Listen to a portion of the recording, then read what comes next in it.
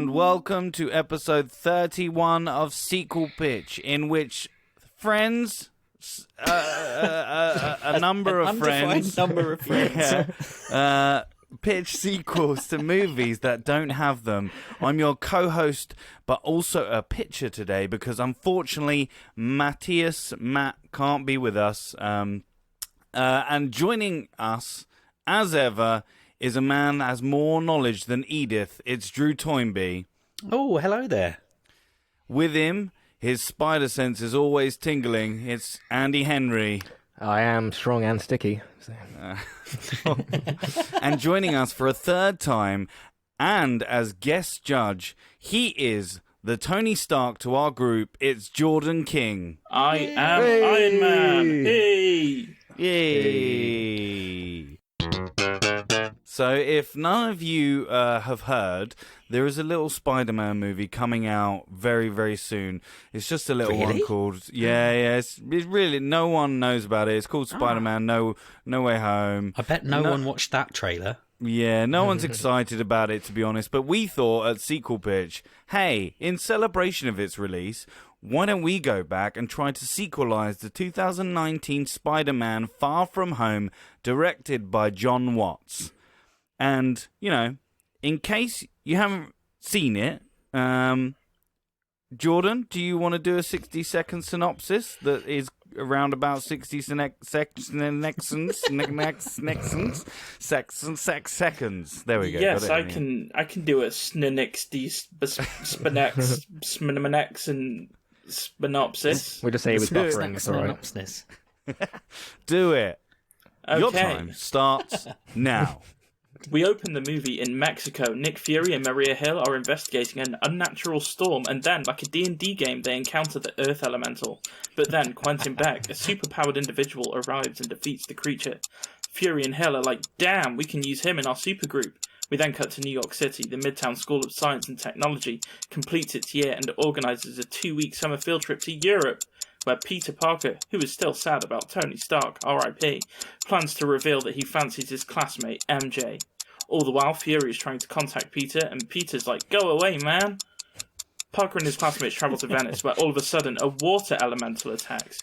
Parker helps protect his classmates, rolling a natural 20 on Charisma, while Beck arrives again and defeats the creature.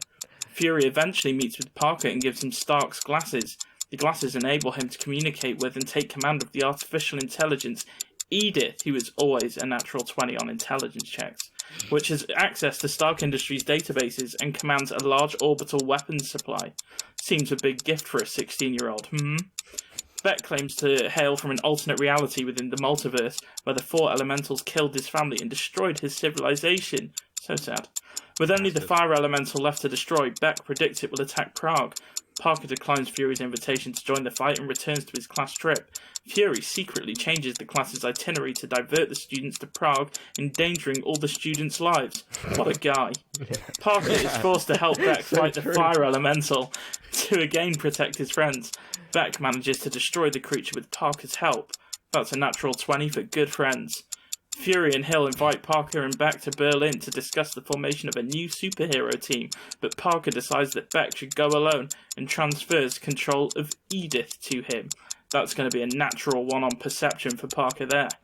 Once Parker leaves, Beck celebrates alongside ex-Stark Industry employees with whom he has been working to masquerade as a superhero.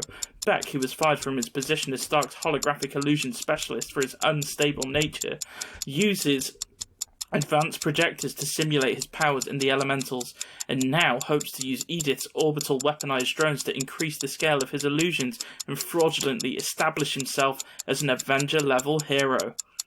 After MJ tells Parker she knows he is Spider-Man, they discover that a piece of debris she retrieved during the battle with the fire elemental is in fact a projector, which leads them to realize Beck's a deceptive turns to dust. Parker travels to Berlin to warn Fury, but it's not Fury, it's fake illusionary Fury, and Beck used it to learn who knows about evil plan. Parker is left for dead and manages to contact Happy Hogan to take him to where his classmates are in London. Beck uses Edith to orchestrate a fusion of all the elementals as a cover to kill Parker's friends. Parker is able to disrupt the illusion, so Beck attacks him with drones.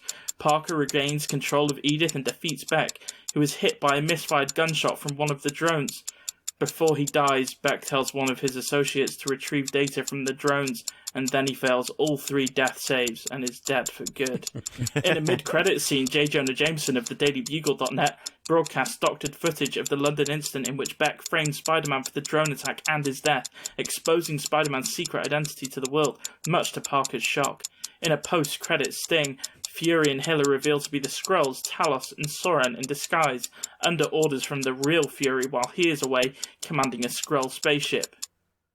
So, chaps, what did we think of Spider-Man Far From Home? I liked the D&D references. That was good. Yeah. Well, they were there, and I thought I'd run with them, so that's what you got. When you think about, I like the film. I don't think it's as good for me. Didn't personally hit home. Weirdly, it didn't as much as the first one.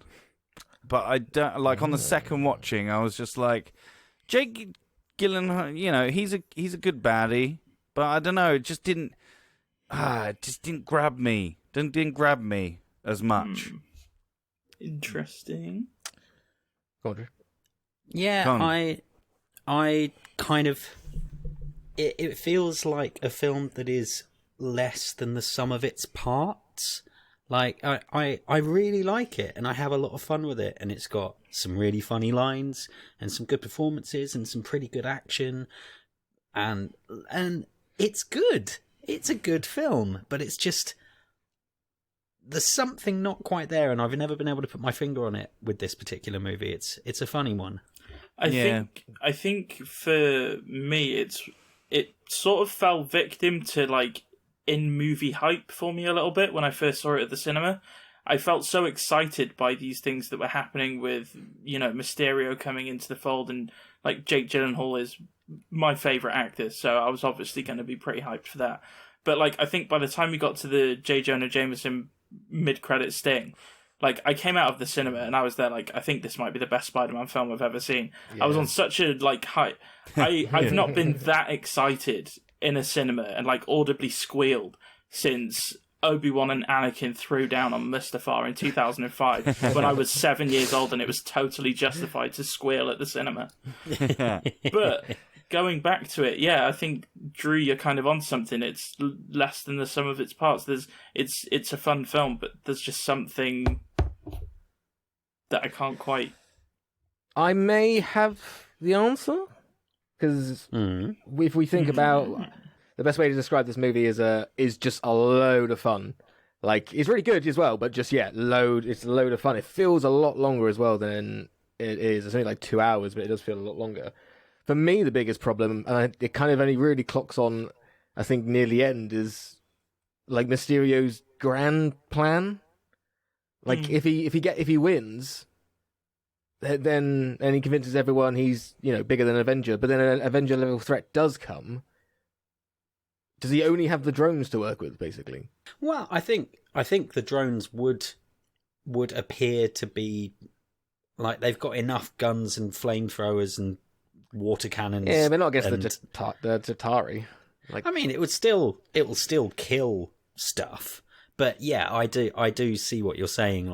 That's the biggest thing for me. I think this movie is great. I had a load of fun. I can't it just little nitty bits for me. But the biggest problem for me is Mysterio's just grand plan. Yeah, if he gets away with it and meets the Queen and stuff, it's just what happens? Yeah, if Red Skull just suddenly comes down and you're just well, actually, maybe not Red Skull. I don't want to say he's weak and piss off people, but he's otherwise indisposed. Yeah, I think Andy has a point about what was his end once he is an Avenger, and everyone else is yeah, cool, yeah, we'll get Mysterio. What can you do? I've got these glasses. At the end of the day, he was beaten by a punch as well, so it's a bit again, I guess the bullet, but first the punch. So it's a bit what? It is the bit where Peter uses one of the concussion cannons on a drone to shoot himself up through the glass floor of Tower Bridge, and then just grabs him and punches him in the face is fucking rad. That moment is so good. It's really great. But yeah, I do think you've hit a nail on the head. You can see that like Tom Holland is really settling into the role of Peter Parker, and like he's getting like, you know, how old is Tom Holland? He's 25 now, so he would have been like 22 when they shot this, I guess. And you can and again, like everything, like when you start doing these big motion pictures and you start and you get older working in them, you start to get better at acting in terms of like, you know, just being around in that environment, and you can tell that he's getting much better and more confident in the role as well, which is really good to see. They better not kill him off. He's got at least another 3 movies. They better not kill him. Even though I want like Miles Morales to come in, it'd be interesting. But yeah, as I say, like I do like Tom Holland. I think they're. Sorry, Jordan. No, you go. No, I was just gonna say. I think as well. Actually, on the point of like with Quentin Beck, the kind of like where does the escalation actually go if he gets what he wants? I think that also like plays at a sort of counterpoint to what is maybe my big issue with the film, which is that Spider-Man Homecoming is such a great introduction for Spider-Man into the MCU properly, because it establishes him as the local friendly neighborhood Spider-Man, which is what made him and continues to make him my favorite superhero in all of comic books. Like, I love the fact that, you know, he's a New Yorker, loves his city. In each of the like Spider-Man series, you get like with the Sony films, you get Tobey Maguire being like passed down the train. You get the bit even in Amazing Spider-Man, which gets like quite a bad rap. The bit with the cranes, I really really like that when all of the crane operators like set up. I mean, it's implausible. It's stupid. It's bonkers, but it's lovely. But it is that thing of like he's our hero.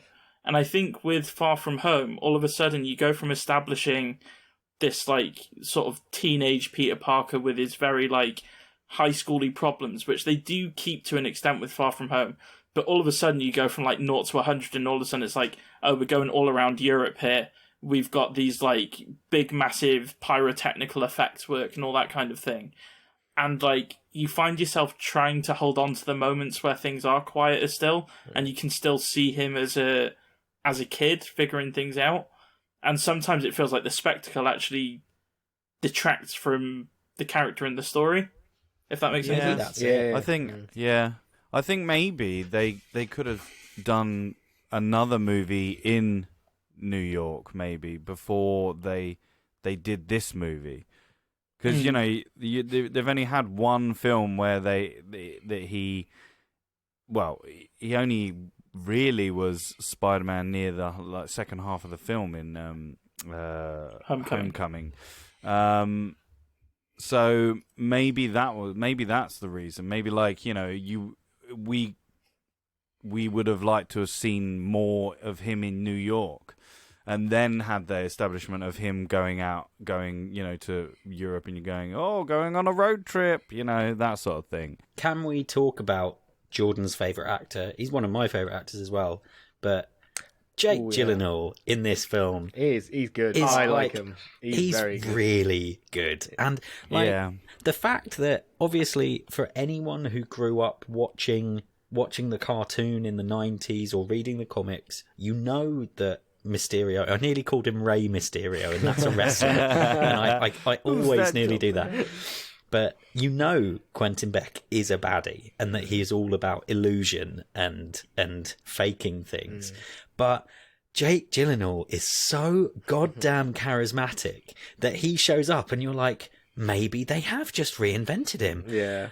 And the fact that they have the meta thing of where he has the speech and says, this warrior from another world, from another dimension, fighting elementals is absolutely crazy, but it's exactly what everyone will believe right now. And like, I believed it. I was there in the audience like, oh my God, they're doing the multiverse. It's happening, guys. And then it wasn't. And, It's such a clever bit of casting though, isn't it? Because like, you're casting a guy that is literally like a charisma cannon. Like you're casting someone that, like, if you ask him to play someone that can convince you that every single word he says is true, like Jake Gyllenhaal has that in abundance. And he does look like Tony when he puts the glasses on. Yeah. So well done. They made him look like basically Tony with a big beard.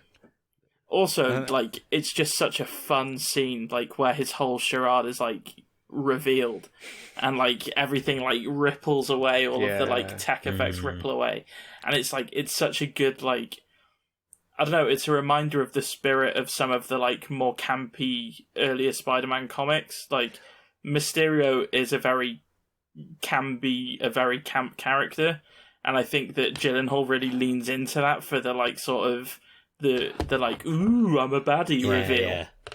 I think they did a much better job than they did with the Mandarin, didn't they? Like, and that reveal, and how, like, I think they kind of learned from that whole, like, double bluffing the audience thing, you know, with Drew looks like he's going to say, I really like Ben Kingsley. Yeah, I do. I love I loved that reveal.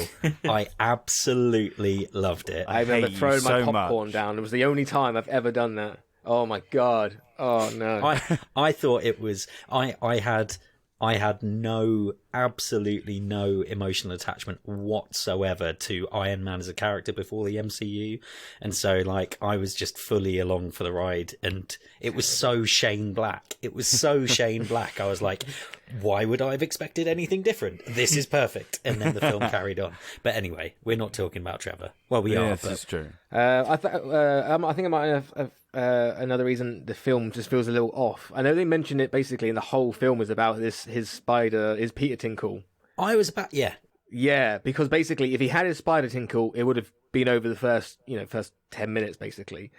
And there's so many, like, when he walks out of that bar and everyone basically except for a few people are holograms, how off is his Peter Tinkle that he doesn't just go, this doesn't just, feels a little weird in here. He's just completely comfortable, and it's just like, that's the whole, that's the whole point of the film, when he gets, like, that end scene when he's going down the tower and he takes out all the fucking drones. Great. There is a very simple explanation for that, and that is that his mind has been totally consumed by Zendaya, which I think is a completely understandable reason for any character they are very in cute any together. film. They make a good couple.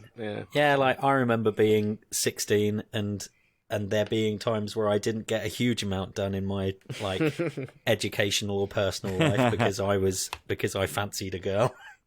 Exactly. And you get more of the friendship between, I can't remember his name now. Ned. Jacob, and that's Ned and Betty. Ned and Betty was funny though. That little spin-off. Yeah, I did enjoy that.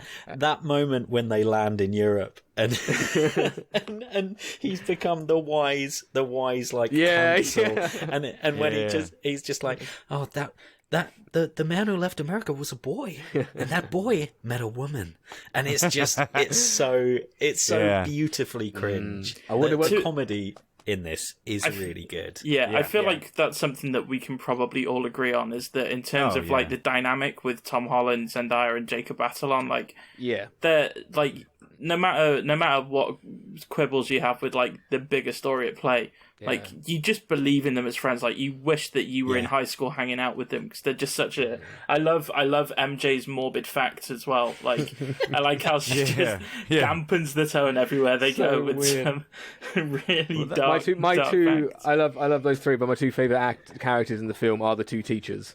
When Peter sits next to Martin Starr on the plane, and Martin Starr talks about his wife, and says kind his of wife. Like, blipped back and then pretended she was dead, and he had a whole funeral and stuff, and he's like, oh, do you want to see the video as well? It's just, oh, I'm so happy though. I think like, the script is just great, isn't it? Like, the dialogue between them all, and I think the character relationships as well. Even the actors, like Jake Gyllenhaal or Gyllenhaal, however you pronounce it, Gyllenhaal, and Tom Holland, like, them together as well. When you watch them in the making ofs and stuff, and behind the scenes, they just hit off each other really, really when well. When they did interviews to get on the press circuit, that was ringing a bell, that they just had a really good time. It is a shame that Gyllenhaal's not going to be back. Yeah, I don't like when they kill off. villains. I like the idea of them being like either in prison or just somewhere they've escaped or something. But well, maybe one pitch might have. you never know. You never know. Who knows? Who knows? Should we talk about the biggest villain as well, Brad? Although I do love Brad. What a great character. When he gives him the finger in the theater, and I was like, yeah, you go, Brad. Oh.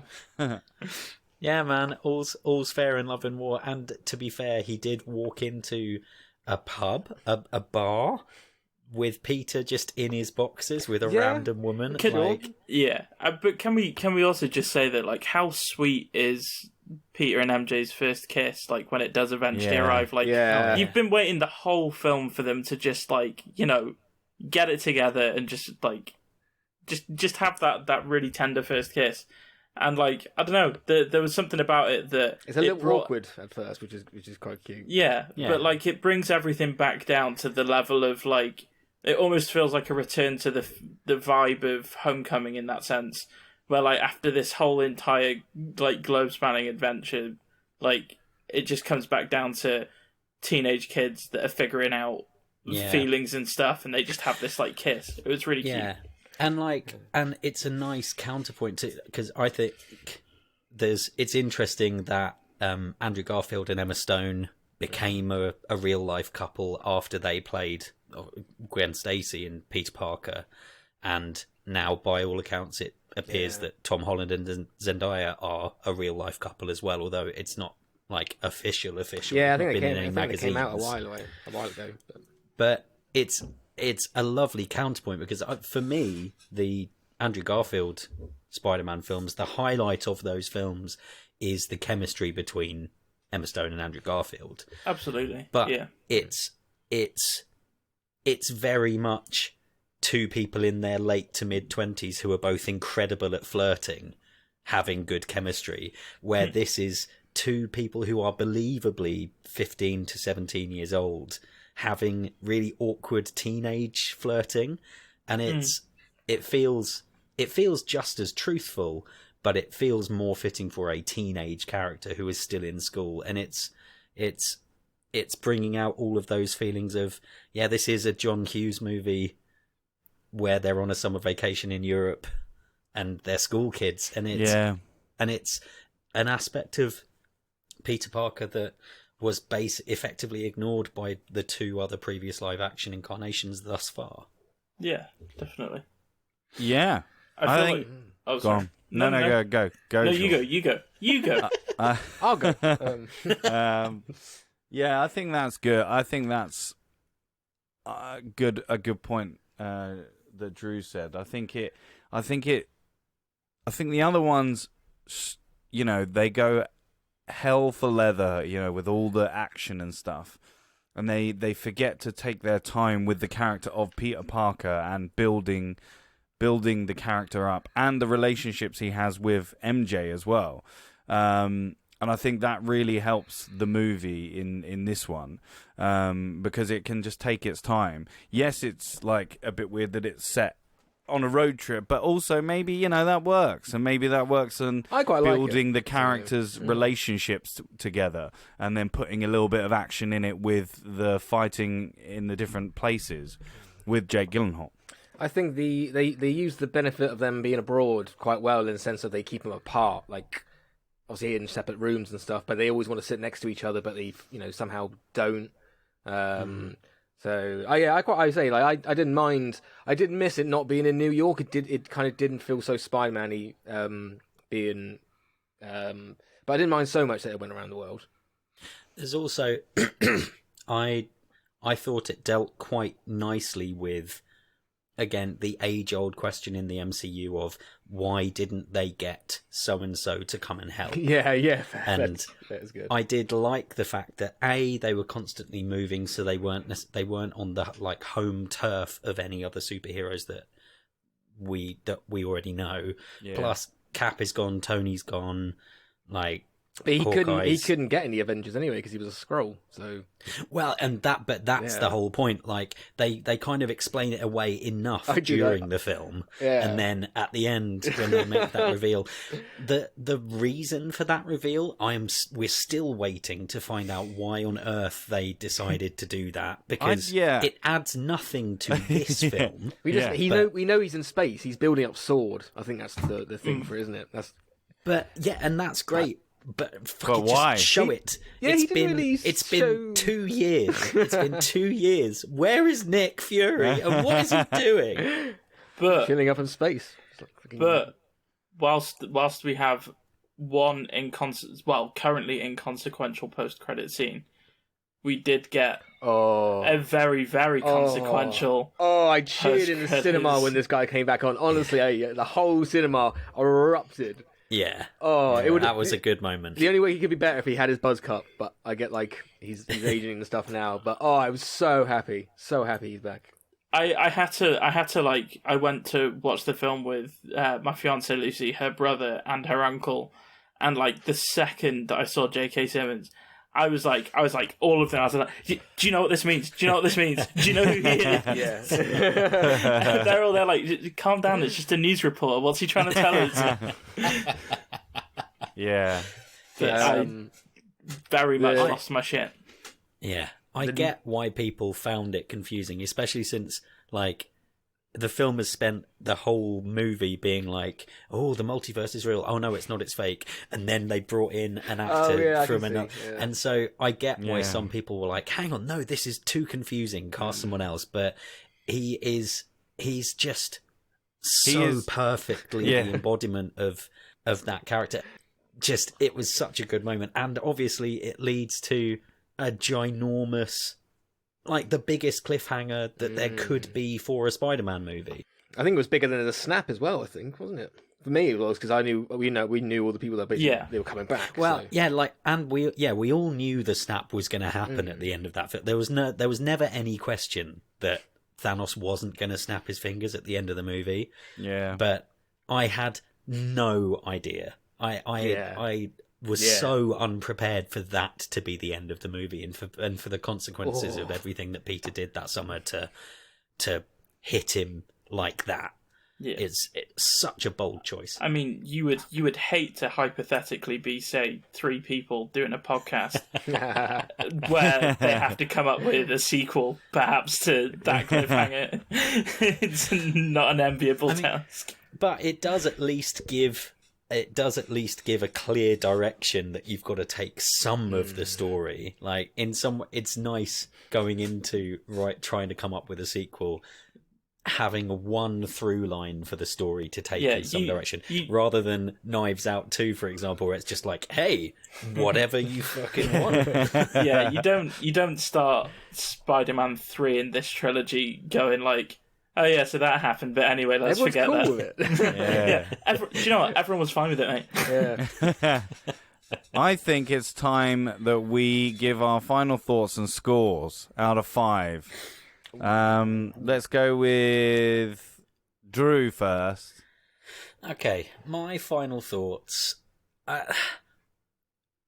god, it's a really, really difficult one, because as we've talked about it, there are negatives about this film. There are things that don't quite make sense. It does feel a little bit off kilter, although is that the intention in the first half? Because Mysterio is lying, and so are we meant to feel like something's a bit off and not quite right? There are so many questions, but talking about this film with you guys has reinforced how much I really like it. It's not perfect, but you know what? I think I'm going to give it 4 Flash asking his driver whether Mother could make it at the end of the movie out of 5. It's not the best Spider-Man movie, but it is still very solid. Yeah, 4 out of 5. Jordan, go on. It's an enjoyable film, and I will always enjoy returning to it. I think the characters are just, there's too much to them and too much in the way that they're written for it to not just be fun to spend time with them. And the spirit of adventure, with it being that like sort of road trip through Europe, definitely powers you through some of the more logistically questionable narrative turns. But yeah, I think I would maybe be a little bit harsher than Drew, which I didn't expect. 'Cause I'm usually the guy that's there like, 5 stars for everything. But I would give this 3.5 inexplicable night monkey appearances out of 5. The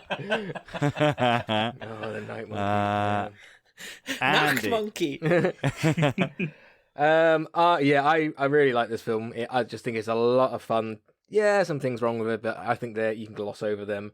I think it's just props for Marvel or whoever we know really pushed the idea of this like unknown. I don't know if unknown is the right word, but like this villain that we haven't seen before. It's not it's not the Green Goblin again. It's not Doc Ock. It's this whole new villain, and to go the whole 2 hours and have him be a fraud at the end and have a great fucking film. Like fair play, props to that. Like I think it's really. I will give it 4.25 Brad fingers out of 5 because I really like it. I'm going to echo what all of you have said because, why not just ride on your coattails. I don't think it's as good as the first one. I still like it. I still think it's a really good movie. I am going to give it 3.9 fake Furies transferring a load of kids into intimate danger out of 5s. That is bigger picture, I guess. Fury, bigger picture. So that brings Spider-Man: Far From Home in at 3.91 out of 5, putting it in just below the likes of Step Brothers, Star Is Born, and Game Night and Willy Wonka, and just above Signs and Harry Potter and the Deathly Hallows Part 2. I think it's time, you lovely people and me, to get our sequels pitched. You have to pitch your sequels to the lovely Jordan, who will be making his decision after we have finished. He might have some questions for you, and me as well. Certainly might. Yeah. So, Jordan, who do you want to go first? I would like to hear from... Let's go with Andy first. Because it's alphabetically first. Fair enough. Get the best out of the way first. I get it. No pressure. Right. I've got my note-taking fingers at the ready. Everyone's ready now, yeah. Okay, so mine... I haven't written my little one-liner. Mine is Spider-Man 3, A Different Home. Spider-Man and his friends have to save another universe. That's the one-liner. Okay. I did come up with one. I forgot one.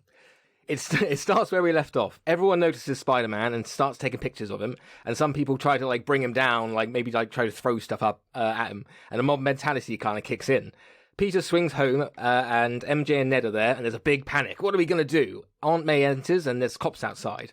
They take Peter, MJ, and Ned away and question them about Mysterio's death. Suddenly, everyone freezes. Peter, MJ, and Ned walk outside, and all of New York is frozen. The people, the billboards, everything.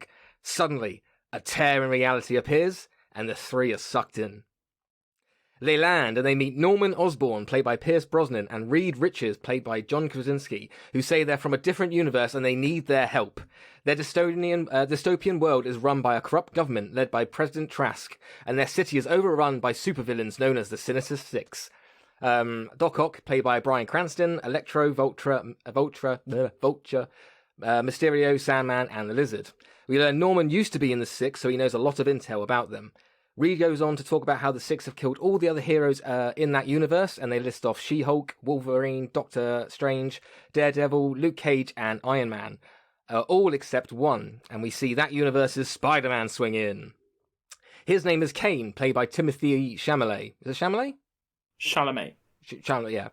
And we learn he's the opposite of Peter. He's arrogant and rude, but also his spider bite took on a different mutation to Peter's, and he's meant to be quite, physically frightening.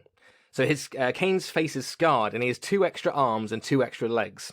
His spider bite only happened a month ago, so sometimes he has different reactions, and these could be different mutations that happen on his body, or sometimes he's just, in convulsions or in pain. Reed tells the gang that he and Norman knew about the multiverse, but they couldn't find a way to open it. Then suddenly a tear happened, and a tear happened in reality, and they managed to use that and science to pull Peter and his friends into their universe. And we will later learn it's events that happened because of WandaVision and Loki. Norman says if they help their city, he can send them back. Spider-Man and Kane try to take the Six down, but things don't go well when Kane fucks up, leading to some innocent people getting hurt, or maybe MJ. Peter and Kane fight, and Peter tries to explain that saving people is the #1 job of a hero. Kane scuffs, and we learn that Kane wants all the power, but none of the responsibility that comes with the mask. Kane deserts the heroes. At the Sinister Six hideout, Doc Ock wonders where this new Spider-Man came from, and he looks on his science machine and realizes a huge power surge came from Oscorp. He goes to see an old friend. Doc Ock visits Norman at Oscorp, and Doc condemns Norman for betraying the Six. They have a deep old friend conversation about right and wrong, as we learn Norman betrayed the Six after something they did caused the death of his son, Harry. Now, he and Reed may be the only things that can stop the Six and save the city. They have a small fight, but not really, because obviously it's a man against an octopus. But Norman tries to open a secret room, he hits a button, and before he can go in, he gets stabbed through the chest by a tentacle. Doc Ock finds Norman's notes on the multiverse and the tear. As Doc Ock is out, Kane finds the Six's lair and tells the Six he's not a hero and he wants to join them. The 5 dismiss him and try to throw Kane out, but Kane finishes mutating. His arms and legs combine, so instead of having 8 limbs, he has 2 incredibly strong arms and 2 incredibly strong legs.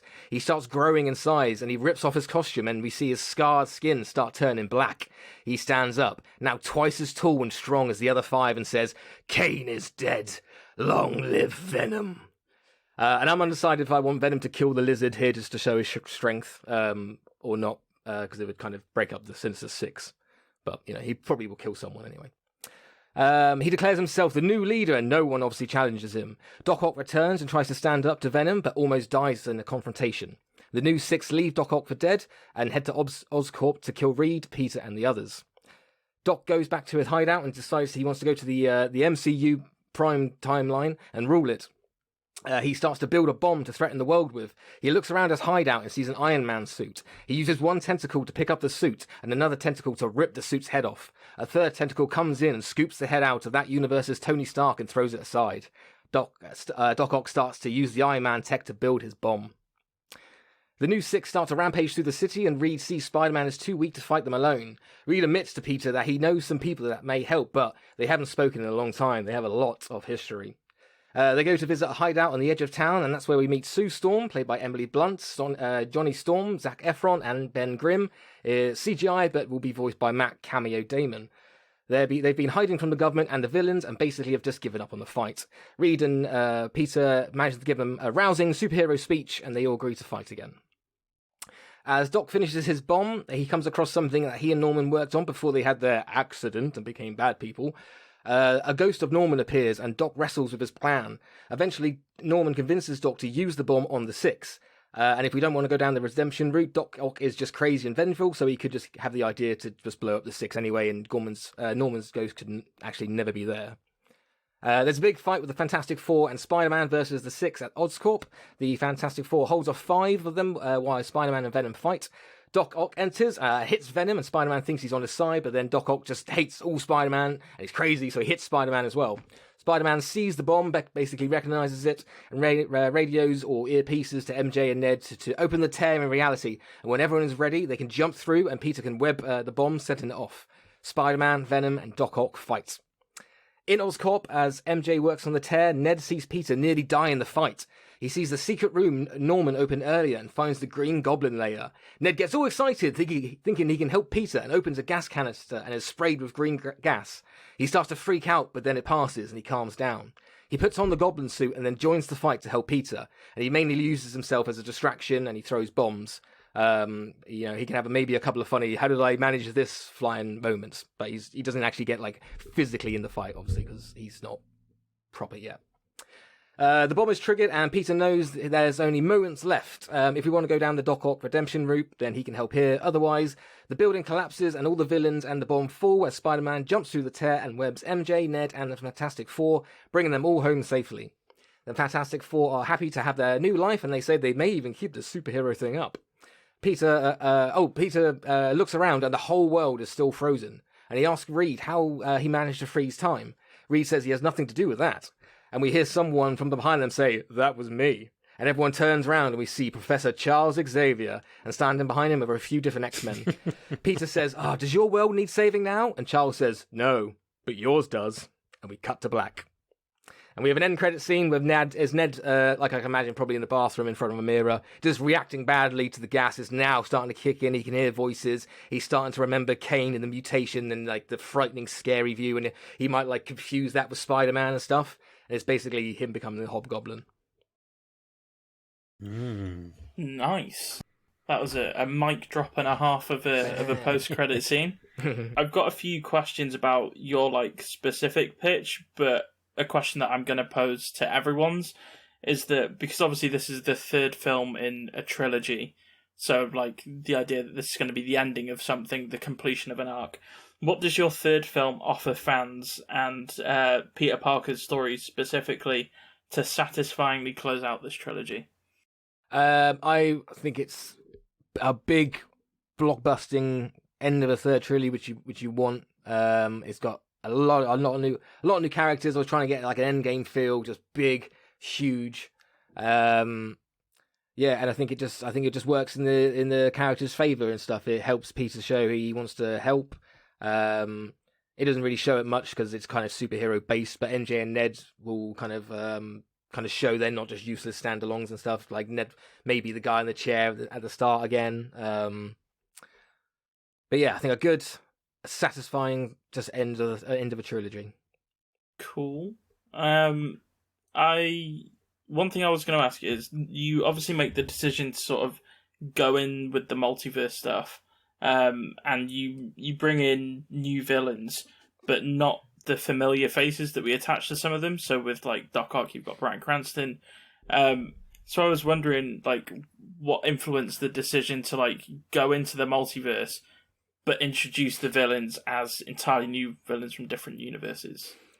I wanted to go into the multiverse. I really wanted all this to happen in the Prime MCU timeline, but I didn't want it to kind of have a tear in reality and come over, because that's like too similar to Spider-Verse. I'm aware there's kind of some similarities, but it's too. Yeah. So I was like, I have to, he has to go through into the multiverse and stuff and show this.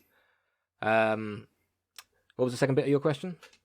So it was just about the decision to not. Oh, the different characters. Yeah. I don't know really. I wanted to stay away again from anything. What we all try to do is try to stay away as far we can what we know from the trailer, or what we might have read and rumors and stuff like that.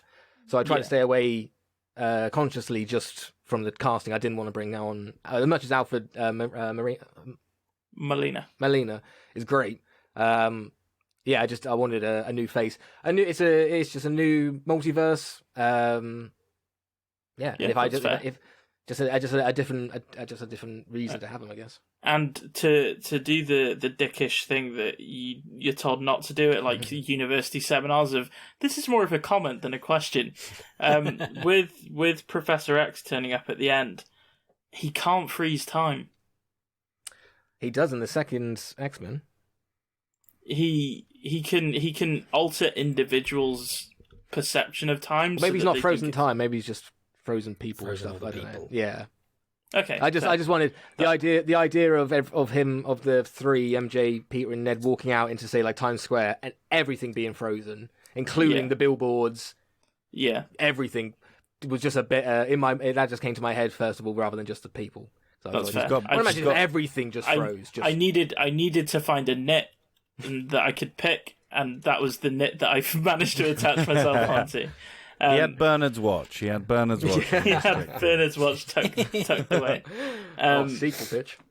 But yeah, I did have a question about where Pete and MJ's relationship is at here, just because it doesn't come up much in the pitch, but I imagine that might have just been a trying to keep the page count down on the. Yeah, I was already running a bit long, and again, like what I said with like MJ and Ned's character, like it's very superhero pitched. And so I did want. That's why I was like, oh, maybe MJ gets hurt, and that that's why Peter is more upset with Kane at the start. But that's kind of a cheap way, and she wasn't going to be injured, hurt for the rest of the film. So yeah, I would say it doesn't build so much on like they don't go to the next stage of their relationship. But it's definitely one. That's understandable. You committed to the like spectacular. Third act. That is the questions that I had written down. I didn't have that many questions. I'll be honest with you. I enjoyed them.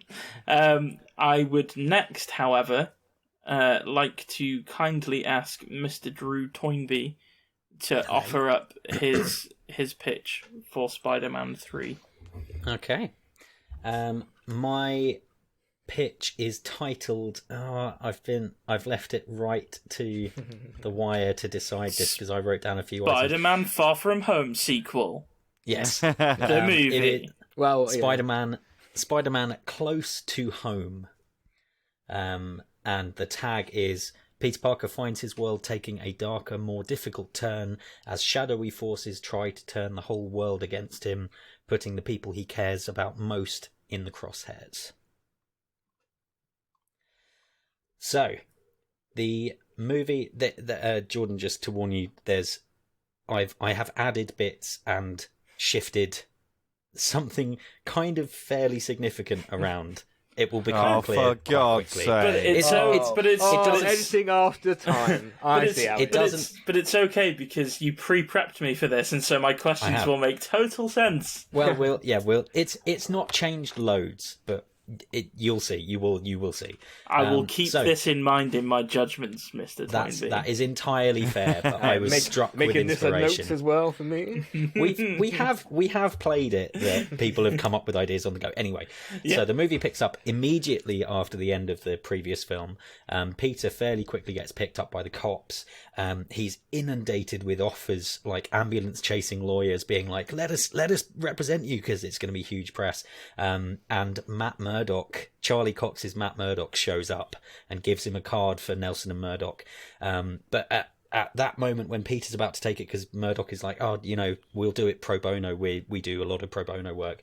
Happy bursts in with Stark Tech's entire legal division, and he's like, "No, we're taking this." And like all of the other lawyers get pushed out, and frankly, they fairly easily manage to deal with like the criminal charges against him. Like Peter's got the Edith glasses, and he can show direct footage from the servers that show exactly what was happening, and that the doctored footage was fake.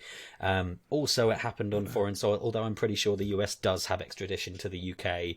But regardless, that's all gets sorted out. And also for his actions in America and in New York, the lawyers are really good, and so they really easily just turn around to the judge and go, "No, he's just performing citizens' arrests. Like, that's not illegal." And so he actually deals with that relatively quickly, and it's kind of I would have it be set up to be. It looks like it's going to be this huge legal drama, and then they bang the gavel and it's all been sort of cleared up, and he's walking out of the courthouse looking a bit bemused.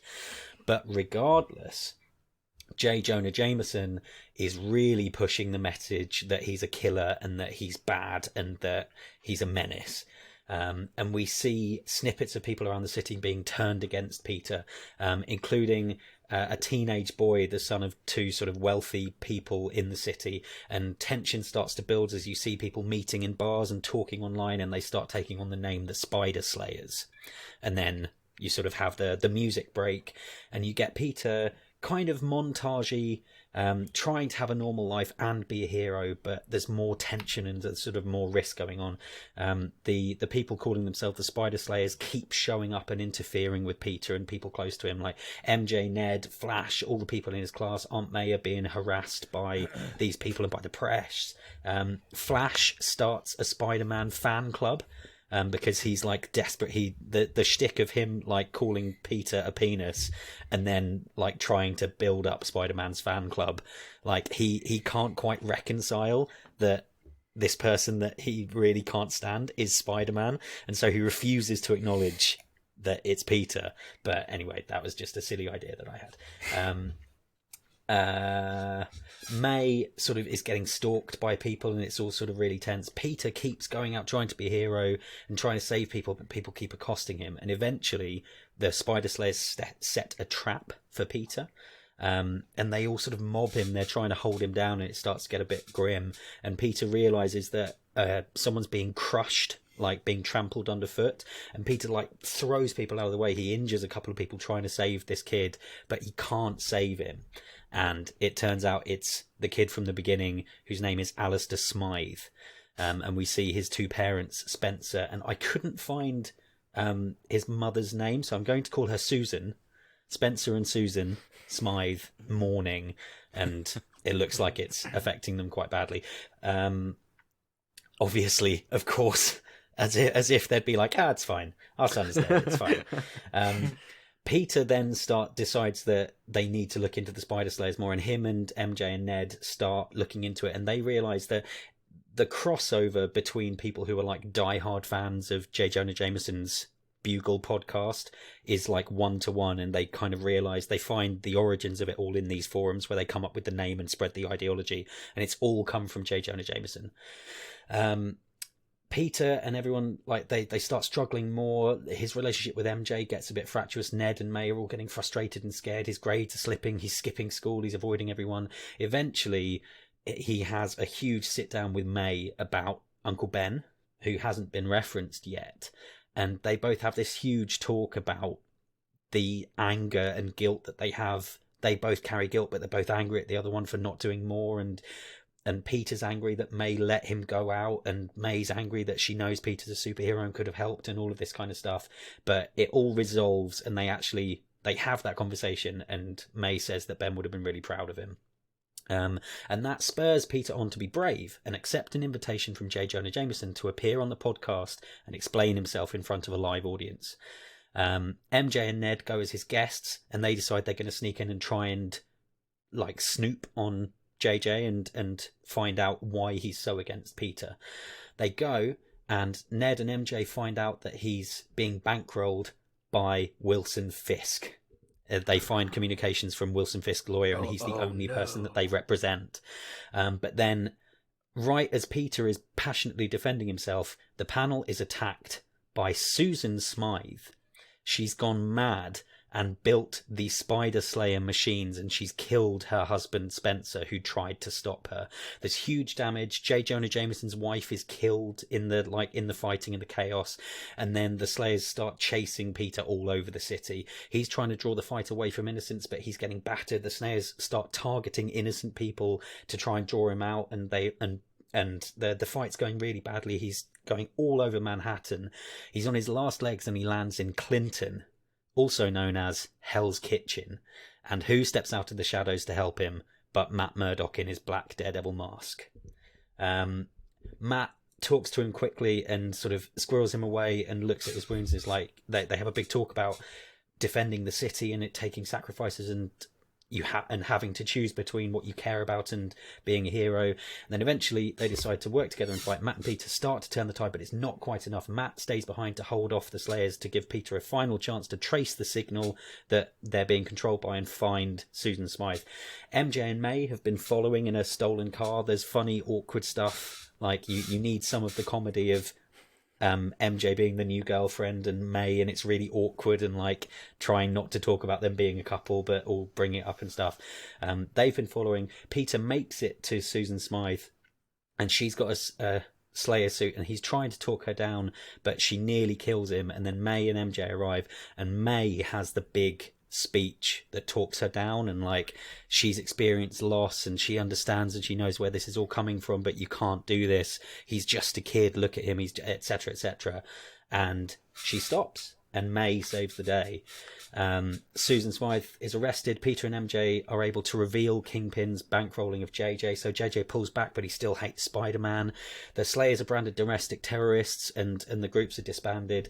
And Peter realises he's never going to have a normal life and says he's going to leave New York and distance himself from May and MJ and all his friends. But they say that it's worth the risk, that he's too important to the city and to them, and they will accept that risk because they want him in their life. But Peter does say at the end of the film he needs a job. The movie ends with Fisk still in jail, Matt Murdock nearly throwing away the black mask but putting it in his wardrobe, Peter, MJ and Ned at school with their friends, and Peter, the lunch bell goes and fire trucks go past, and Peter flies out the window, and the teacher's like, yeah, go, but be back in time for physics. And then mid-credits scene, Happy and May have gone on a friend date, and it just goes really well, and they're just really good friends. And Flash is also there in the same restaurant having dinner with the Spider-Man fan club, and he gets a phone call from his mum, but he hangs up because he's having too much fun with his friends.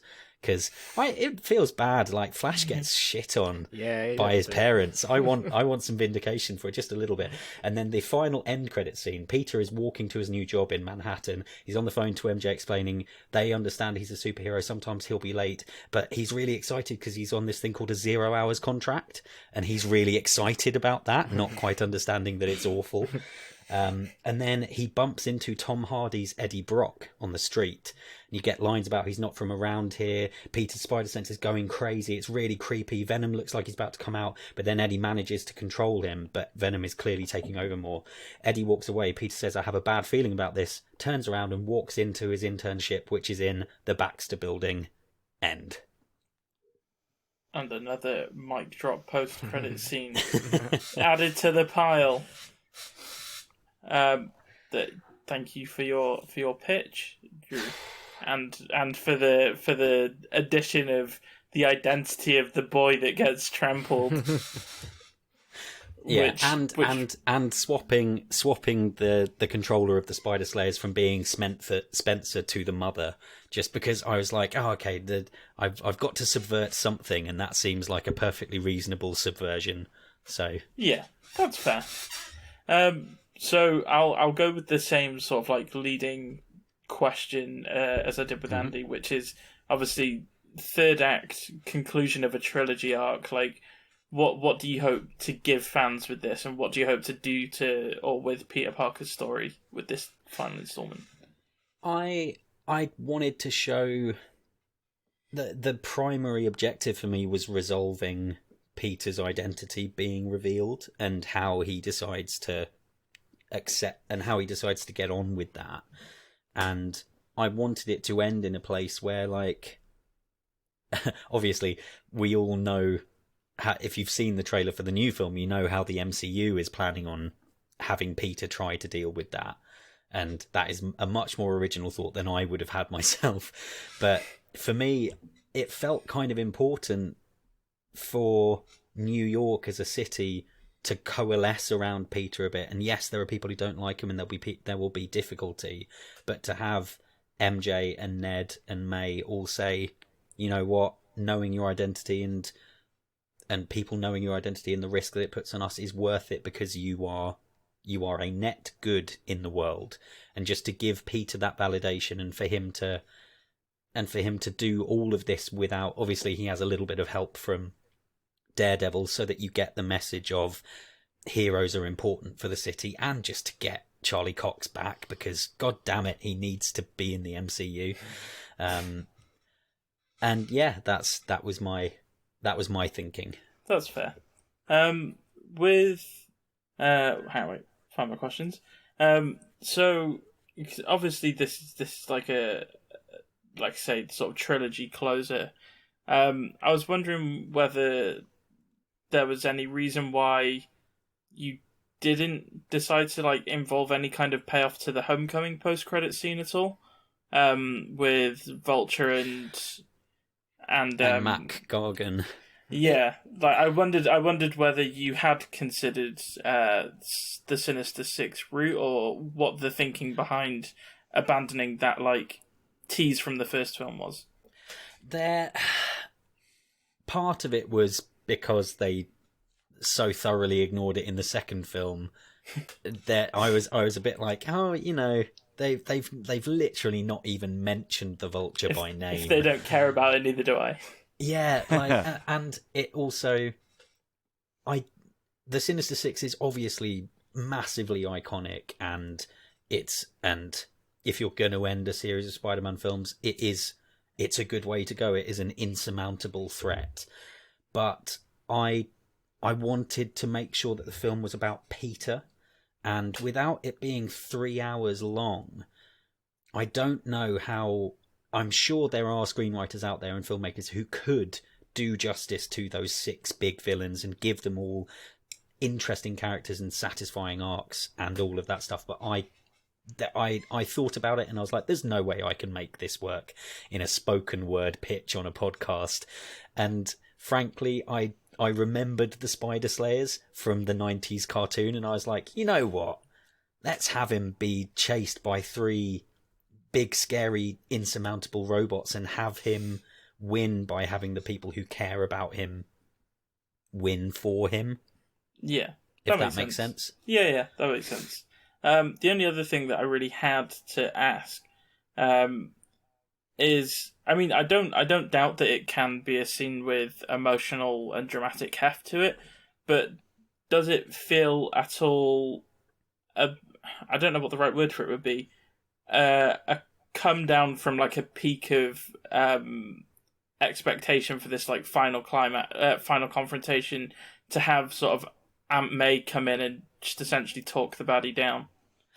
So the way I was thinking about it is that the big fight with Peter and Matt is the big action climax. Okay. And it would be huge and epic, and they are making steps, but it becomes clear it's not quite enough. Like the confrontation with Susan Smythe is very much within the falling action of the screenplay. So I would hope that, and it would be a very quick transition of beep beep beep. Oh, I've used my tech that Ned was working on with me, and I've tracked the signal. I'm going to go, and Matt says go, and he holds them back for long enough for Peter to get away, and then like 15 seconds later in movie time, he's there and starting that conversation with her. Right, okay.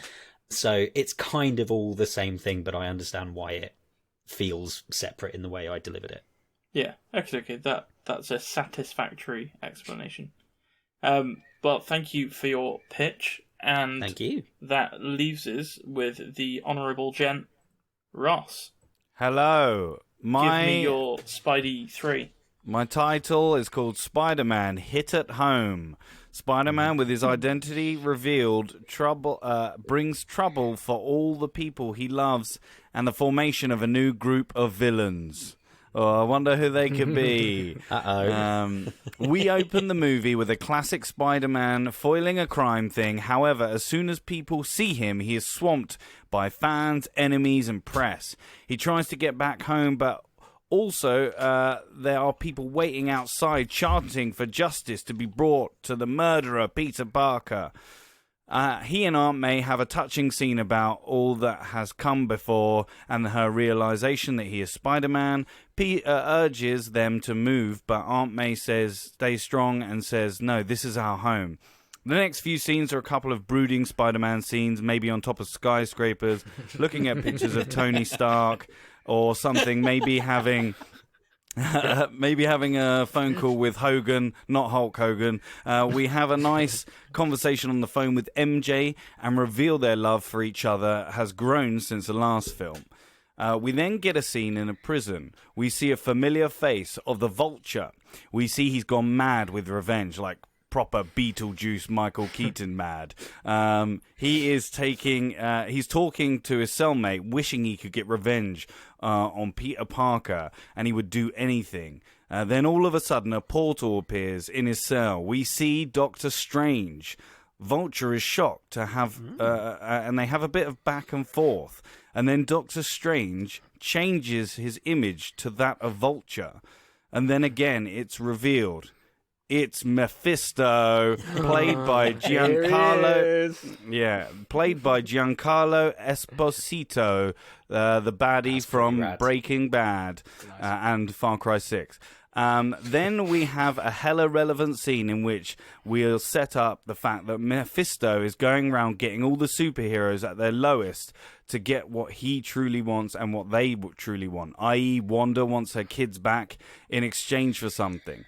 He offers the same deal to Vulture. He will give them the ability to destroy Spider-Man, but in exchange, he wants Spider-Man not to be killed, but to lose everything he's ever loved. Side note, his actual plan is to get Spider-Man solo. He himself has to make a deal with Mephisto as well. Anyway, Vulture agrees, but asks for help from more villains and from villains that have had things taken from them as well, so that they will fight. Mephisto agrees, opens a portal, and steps through. The next portion of the film is Vulture recruiting some new baddies from all across the Sony MCU. So we have Doc Ock, played by Alfred Molina, Electro, played by Jamie Foxx, Green Goblin, played by Willem Dafoe, Sandman, played by that guy, I can't remember his name, and lastly, Mysterio, played by Jake Gyllenhaal. And in brackets, I know you're going to say that some of them are dead. Well, they are from an alternate universe in which they were defeated but not killed. So there you go. Flashback to Tom Holland's Spider-Man. He's out with MJ swinging around. He has something in his hand, but he's psyching himself up to show her. But all of a sudden, he has to stop a crime with her but all of a sudden, he has to stop a crime with her in his arms. Cue hilarious bad guy stopping scene, which he tries to keep her out of harm's way, but also has to stop them. Maybe give her a moment to kick some ass as well. Side note, maybe we can seed this marriage thing. It's basically he wants to marry her. And we can seed this maybe with his friends chatting in a scene before this, or how he's going to ask her with his friends. Anyway, it gets a quiet moment, and he asks her to marry him. He asks her to marry him. She says yes. She gets a call from Aunt May to come help at Feast. He tells her the good news. He tells Aunt May the good news, and she is over the moon. Aunt May also introduces Parker to a young boy named Miles Morales, played by Caleb Reginald McLaughlin, the kid from Stranger Things. Miles is bashful and is a bit awkward, and he's a huge fan of Spider-Man and doesn't really believe the stuff that they're saying about him. Aunt May says they should all come over for dinner to celebrate the great news. Anyway, maybe insert some more scenes of Spider-Man's reputation being shit. Side note again, Parker was absolved by any authority figures that he wasn't involved in the London thing, but the public still think he is involved. Anyway, he goes to the meal, and then all of a sudden he sits down and he is hit at home. Oh my God, it's the Sinister Six, and they're there, and they have a massive fight with Peter. He tries to defend both Aunt May and MJ, and there is a moment where he has to choose who to save. He chooses MJ, and Aunt May is taken away by the group. Peter is left battered and half dead. He comes to, and it's a race to save Aunt May to an old abandoned factory or something cool, I don't know. Anyway, the final bad guy fight with a bad guy speech from the Vulture happens, and Peter has his Iron Spidey suit, maybe some more gadgets from Hogan that he gave him or something. Anyway, one by one, he manages to subdue each villain, but the last is a Vulture who ends up killing Aunt May before he is defeated himself. He dies as well. He's dead. Parker is distraught. He wishes he could bring her back. Enter Mephisto. He manipulates Peter into giving up the love he has for MJ to save Aunt May and for people to forget who he is. He does this, and the memory of MJ fades away. You could do this maybe, I don't know, MJ turns up or something, I don't know. And then we have like a school scene in where he sees MJ and he feels nothing. And that's the end of the movie. Post-credit scene, we see a figure breaking into Oscorp. They are in a cat-like outfit with bits of purple in it. He climbs to the roof with what appears to be some stolen goods. He beats some guards up on the roof, and we see the figure clearly now. He removes his mask. It's Donald Glover as the Prowler. He picks up the duffel bag of stolen goods, but we see a glimpse of a spider on the bag. End of the movie. Boom. And there we have the trio of really, really cool post-credit scenes that I wish actually were real. Thank you for your pitch, Ross. Yes. My first question is the same as my first question was for the other guys, which is end of the trilogy, Peter Parker, for the fans, what are we trying to do? What are we trying to give the people? Well, I want to set up I want to give them the Sinister Six. Everyone's expecting it, and I want to give them that, and I also want to give the fans a good fight. You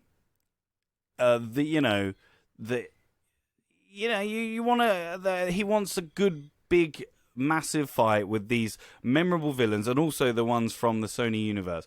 And I also want to give Peter something to, although it goes back in the opposite way, but like I want him to actually feel some loss for a moment.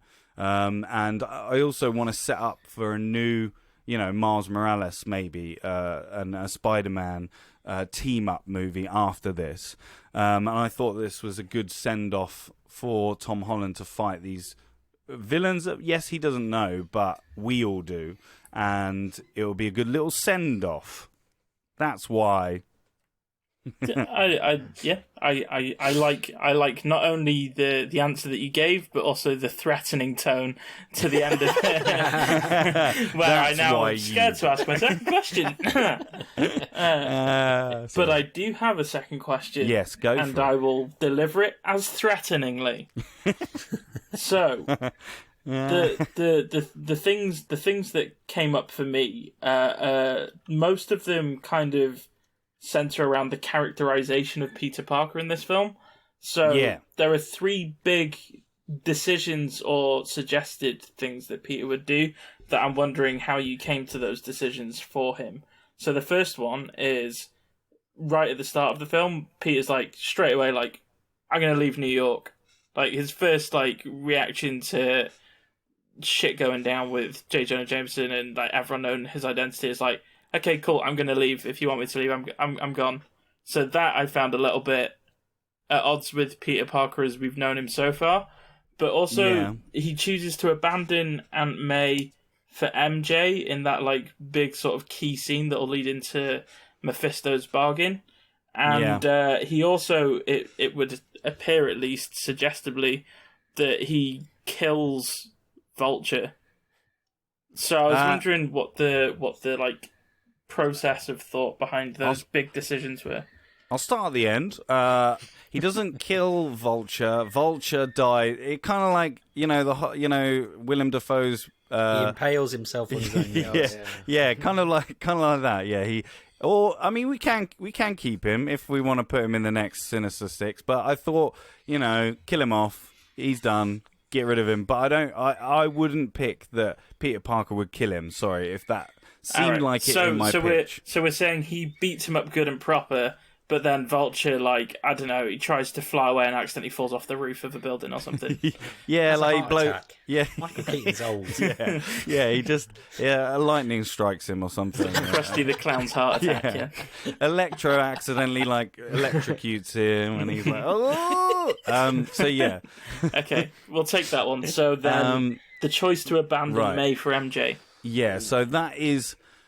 I just wanted something to like have him like really. There needed to be some jeopardy and some stakes of who. I don't know. Like I just pictured it quite. I don't want it to come across like I chose Aunt May instead of you, or I chose MJ instead of you. Are we kind of doing a bit of a Dark Knight here? Save Harvey or Rachel, but a bit more close to home. Yeah, it's hard because yes, you're right. In the beginning of it, I want Peter to care about Aunt May and care about his family and the people he likes. So he's like, I don't want Aunt May to be around this. So that's why I want her to leave, and that's why I will sacrifice like the soup, where our neighborhood is and where our home is. But yes, like so maybe. There's something to work on in that scene where he has to pick not picked like as in like he's got a gun to Aunt May's head and thingy. It's just I don't know. Yeah, it's a hard one, and I haven't got really an answer. But I definitely want the beginning of the thing to have Peter worry more about the consequences. It felt listening to the pitch. It felt like you had the question there as like the pivotal point, like the question of who does he save. Yeah. And then it seems a little bit like you might have been reluctant to answer the question until you had to. And then it was like, once you commit to one, you have to then obviously see it through till the end. Yeah. So I can understand you put yourself in a predicament. Yes. The only other thing that I would to pick a nit while we're here is the idea of Mephisto's deal with the Vulture being that he will let the Vulture destroy Spider-Man, but not kill Spider-Man. Yeah, because he basically wants all the bargains. Yeah, he's like an old woman at a charity shop. Yeah, he wants all those bargains, and so he's like, oh, I'll get a bargain off of Spider-Man. Because he's really powerful. Like Spider-Man's powerful, so that's why he's like, I don't want you to kill him. In that bit, maybe Vulture was going to kill him, and he was actually going to be like, yeah, I'm actually going to kill you. Fuck Mephisto, and then maybe he doesn't realize, but then that's what I think. Maybe we can change that to Mephisto kills him. Who knows? What the fuck? Whatever.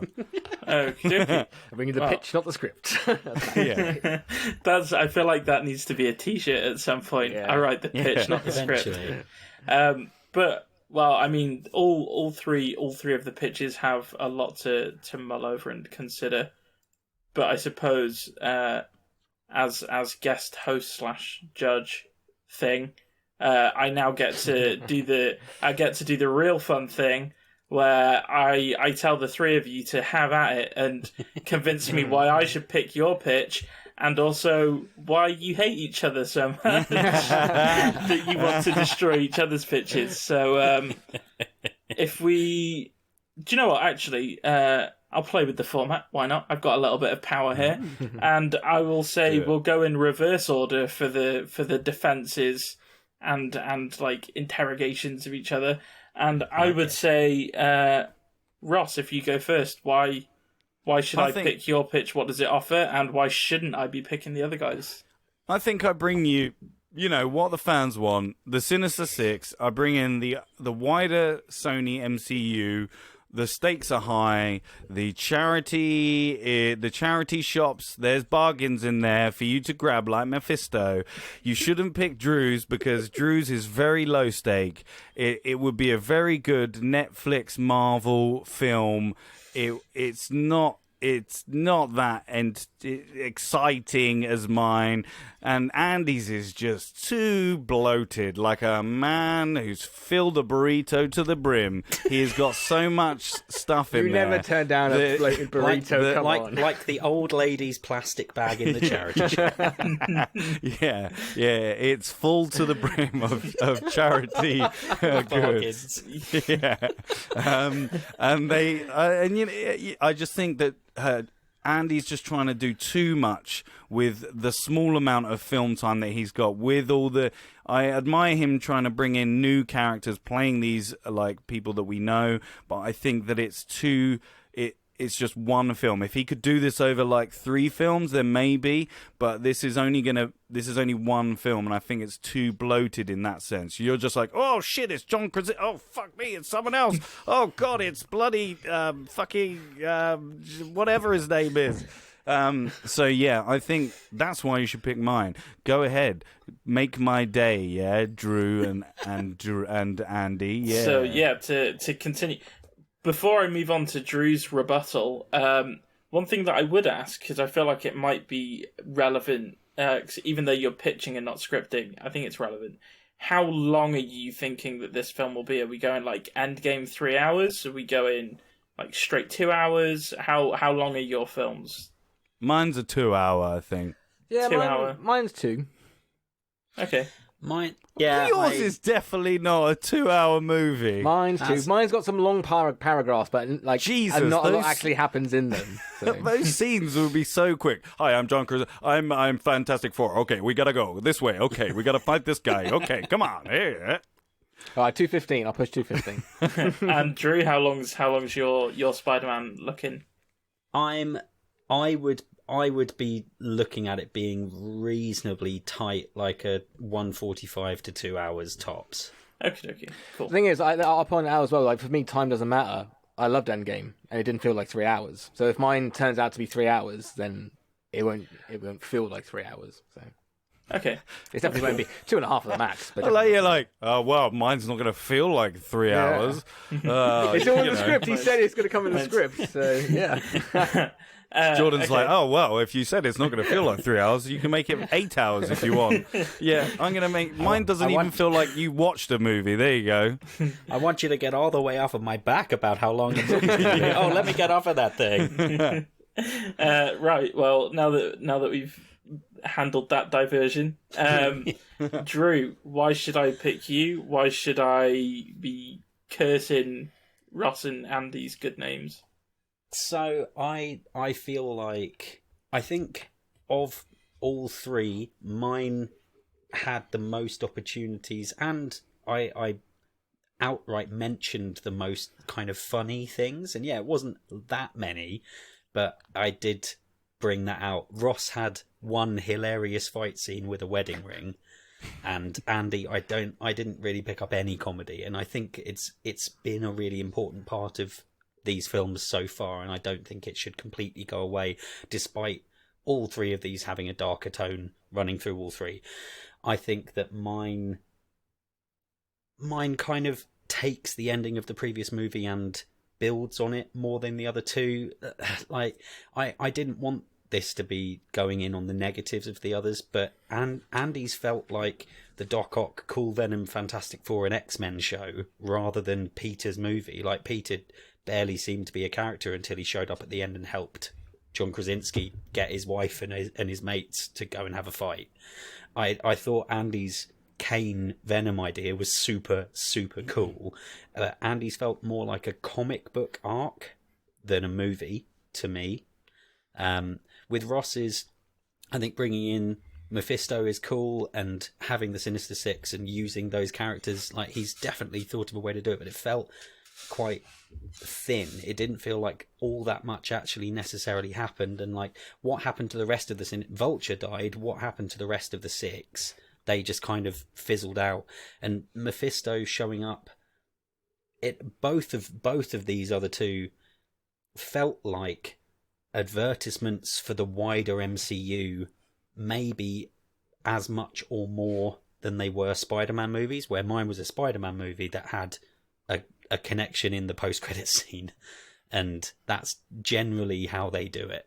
And I feel like that is a strength. I feel like these films should be able to stand on their own 2 feet. Primarily on Netflix, on Netflix. That's where yours stand. Look. If you're gonna have a go at me for bringing in the like highest rated Marvel character in live action in Charlie Cox and like the most beloved villain that's been on screen in Wilson Fisk, then come at me, bro. Which season does your where does Daredevil come into in terms of the Netflix After timeline? Season 3. Isn't Wilson Fisk is already in prison in season 3, isn't he? Say again. Sorry, I lost you for a sec. I thought Wilson Fisk is already in prison in season 3. At the end of season 3. Yeah, he makes the bargain to go to prison to protect Vanessa. So Wilson does it all from prison. He's barely going to be on screen in this film. He's a presence. He's mentioned, and it's there to hopefully set up an actual Daredevil movie in the MCU. Like, he's the shadowy presence. Yeah, that's me. Okay, so let's go. So Ross mentioned there's a lot of characters. Yeah, I love world building. That's what I want. I want more characters in. What I actually, if you noticed, yeah, like the Sinister Six come in and stuff, but we a lot of the attention's focused on Doc Ock. That's the only reason why he's cast. And we meet the Fantastic Three a lot later on, and it's, you know, we basically know these characters, so we don't need much of a backstory. The history between why them and like Reed aren't talking could be explained in another film. Comedy, I think, comes from characters in these films, not situations. So we can still have like MJ be dark and stuff, and Spider-Man still be quippy. And yeah, there's a lot of Spider-Man in mine. I think it's just those like big paragraphs which I mentioned, where like Kane mutates and finally becomes Venom and stuff, and then Doc Ock like builds his bomb and stuff like that.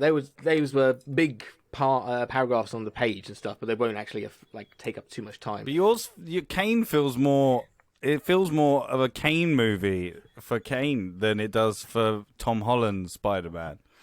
Yeah, but we're learning more about Kane. That's why we already know basically a lot about Spider-Man at the moment. You're like, all right. So let's start. I'll start with Ross. Then if he's gonna come at me, I'll come at you. I like talking about villains taking. Over the film. He has his own like side quest and comes up with his own Sinister Six. Why does he need help? Because he's not powerful enough to do it on his own. And he knows that. He's not a very good villain if he's like, oh, I'm not that powerful. Well, villains have flaws, mate, you know. He's got self-confidence. Self-confidence, yeah. He's like, oh, I'm all right. So when Mephisto just be like, oh, I'll go to someone better then.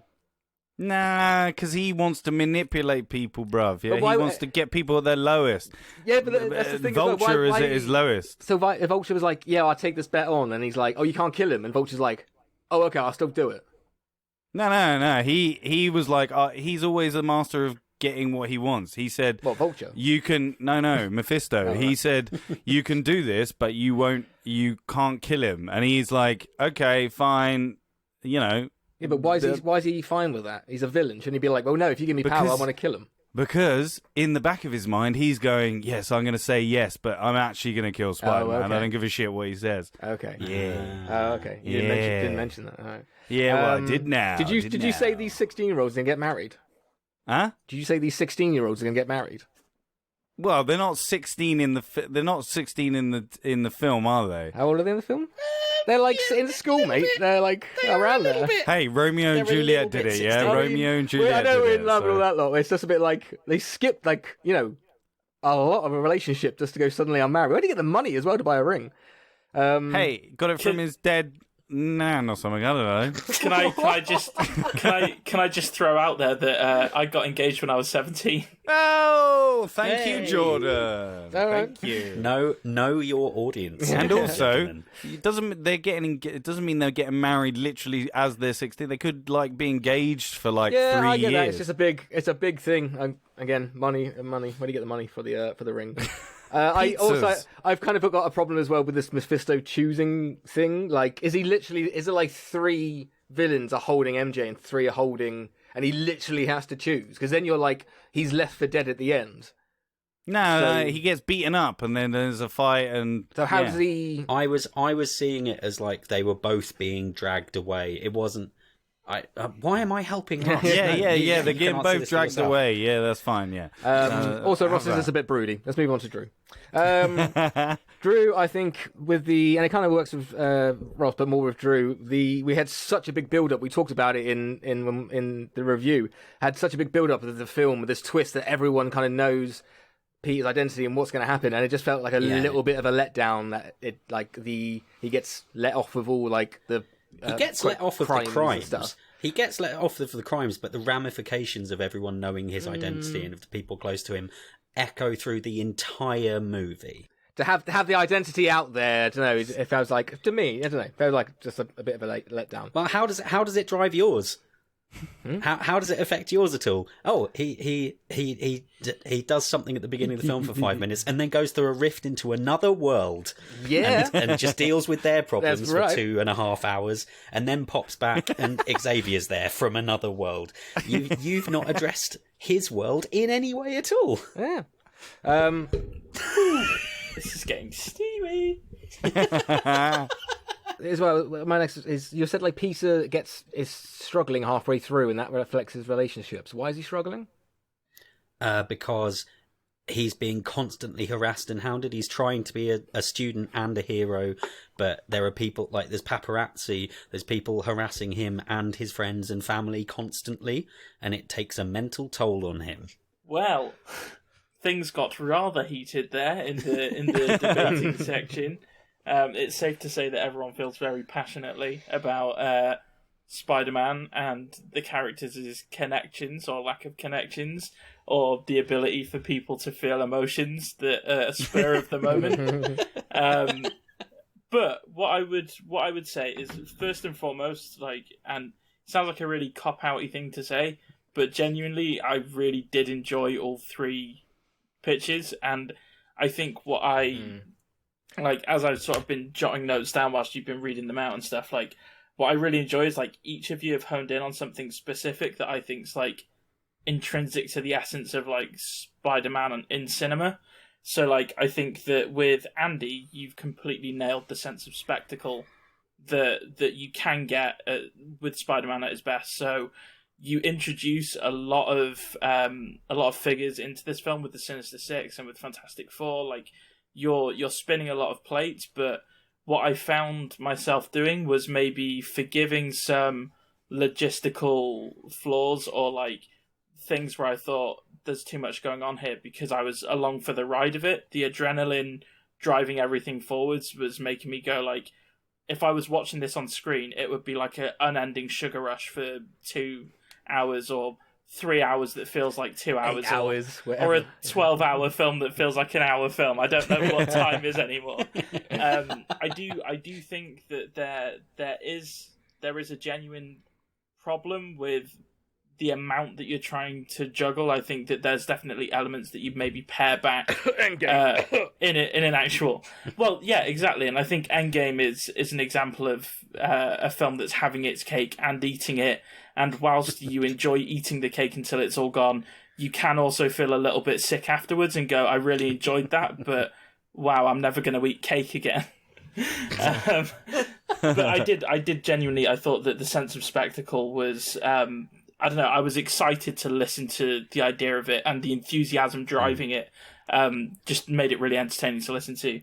I think what Drew has honed in on really well is the sentimentality of Spider-Man and getting back to core values of the character. So this sort of interrogation of the idea of responsibility and the dichotomy between Peter Parker being a kid that's just trying to have a life and also being this superhero that has the responsibility for his whole city. I think that you go into territory that would be, for the Marvel universe, it would be quite different, dealing with sort of a grieving mother and this sort of connection beyond the situation in front of them. I think that could play out in a very emotionally satisfying way.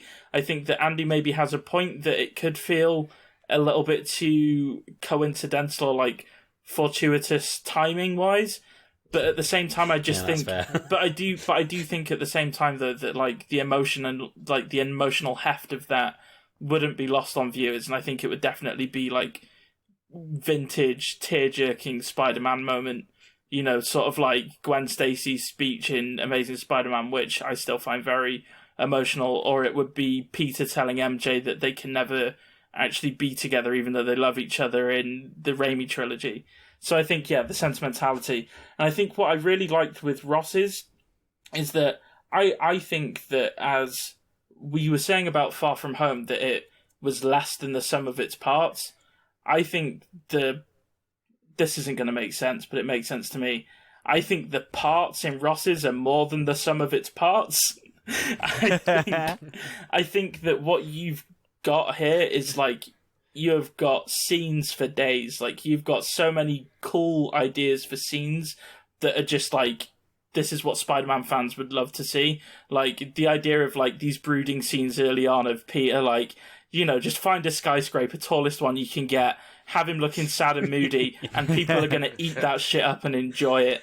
And having the things like MJ and Peter in this comedy, rom-com-ish battle with the baddies, and also introducing Miles Morales, giving payoff to that Donald Glover appearance in Spider-Man Homecoming. I think that you've got so many scenes there that would be as a fan, you'd be sat in a cinema and you'd be there going, that's so cool. You'd come out of it and you'd watch one of those YouTube videos of like top 10 Spider-Man moments, and like you'd have 4 or 5 on that list from one film. Like as a cohesive narrative, perhaps there are flaws there, and especially with Mephisto's implementation, I think that bringing Mephisto in was a better idea than the like way that he went about his work trying to get all of these deals done. But yeah, so I, to sort of summarize, I think Andy nailed the spectacle, Drew's nailing the sentiment, and Ross, as I say, has got scenes for days.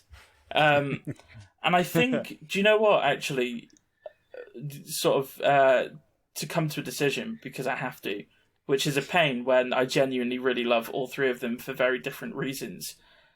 I think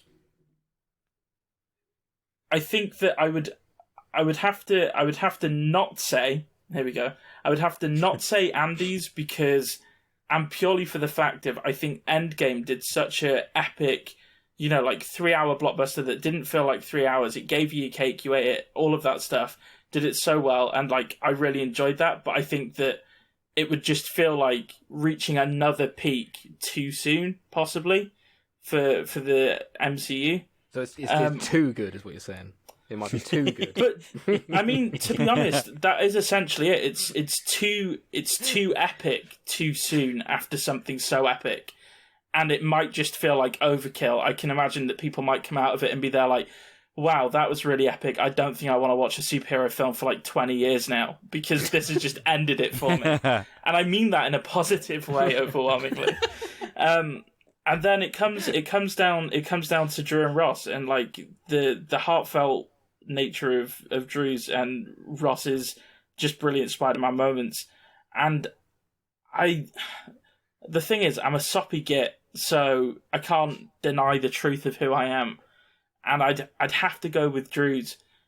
And it's by a hair, but I just think that the emotional weight of the payoff at the end of this, I think as a way of tying together all 3 films, that, or like the first 2 films, giving it a third act that feels like it brings it all home.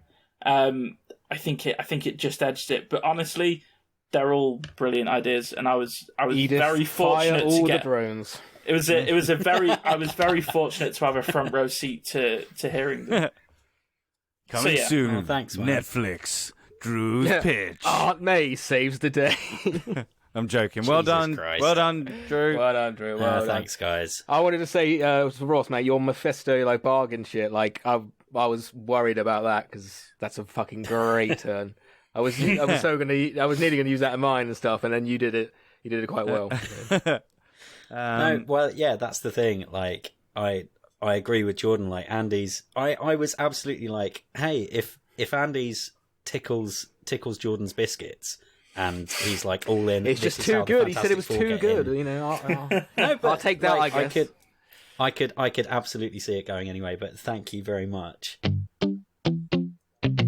Next time, I think that we should all sit down and watch The Matrix Revolutions and pitch our sequels. Oh my god! Yes. Before the next Matrix movie comes out just after Christmas. Nice. Good luck with that. Nice. Yeah. I'm very up for that. Well done, Drew. Thank you so much, Jordan, for coming on for a third time. Thank you for having me. We'll see you very soon, I'm sure. Yeah. So all that's left is to say goodbye, because it's been a bumper episode, this one. So it's goodbye from Andy. Goodbye. It's goodbye from me. It's goodbye from our special guest co-host, Jordan. Goodbye. And on this week's winner, Drew Toynbee. Goodbye, everyone. Ladies and gentlemen, boys and girls, please give us a review on iTunes. That would really help us out. 5 stars, please, all across the board. 5 stars. It was 5 stars. You can reach us on all our social medias, Facebook, Instagram, Twitter. Shout us out. Who do you think should have won today? Obviously me. Give us a shout. Anyway, bye. Bye.